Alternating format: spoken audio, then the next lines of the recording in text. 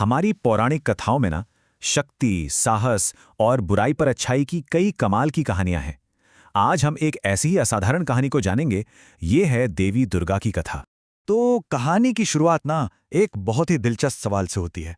सोचिए क्या होगा अगर किसी को ऐसी शक्ति मिल जाए कि उसे कोई हरा ही ना सके, वो अजय हो जाए। दुनिया पर इसका क्या असर पड़ेगा? इस कहानी में जो विलन है वो है महिषासुर, एक ऐसा असुर जिसके नाम से ही आतंक फैल जाता था।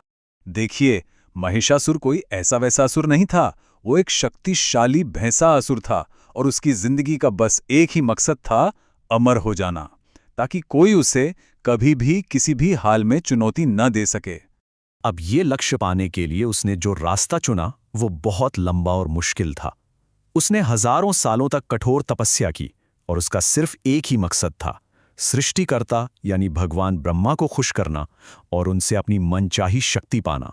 तो जब ब्रह्मा जी उसकी भक्ति से प्रसन्न हुए, महिषासुर ने बड़ी चालाकी से वरदान मांगा। उसने कहा, मैं चाहता हूं कि कोई भी पुरुष या देवता मुझे मार ना सके। लेकिन अपने इसी घमंड में वो एक बहुत बड़ी गलती कर बैठा था।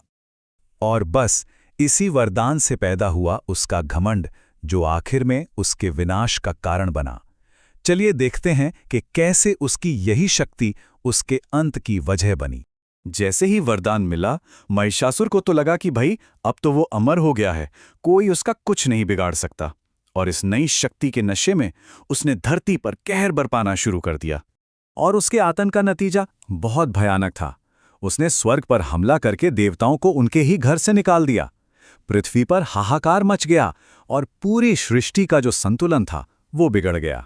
जब ऐसा लगने लगा कि अब सब खत्म हो जाएगा, कि चारों तरफ सिर्फ अंधकार ही होगा, तभी उम्मीद की एक दिव्य किरण जागी।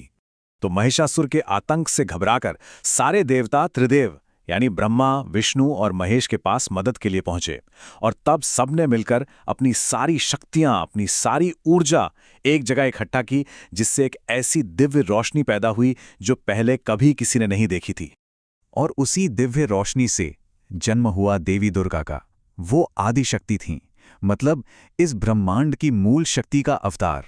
अपनी 10 भुजाओं के साथ वो महिषासुर के वरदान का सटीक जवाब थीं, क्योंकि वो ना तो कोई पुरुष थीं और ना ही कोई देवता। तो देवी दुर्गा का जन्म तो हो गया, पर महिषासुर जैसे ताकतवर असुर से लड़ने के लिए उन्हें चाहिए थे दिव्य अस्त्र। तो फिर क्या था? सभी देवताओं ने अपने सबसे शक्तिशाली अस्त्र शस्त्र उन्हें दिए। भगवान विष्णु ने अपना सुदर्शन चक्र दिया, भगवान शिव ने अपना त्रिशूल और भगवान इंद्र ने अपना वज्र। यहां तक कि हिमालय पर्वत ने भी उन्हें सवारी के लिए एक शक्तिशाली शेर भेंट किया। तो इस तरह स्वर्ग की सारी शक्तियों से लैस होकर देवी दुर्गा महिषासुर से युद्ध करने के लिए एकदम तैयार थीं।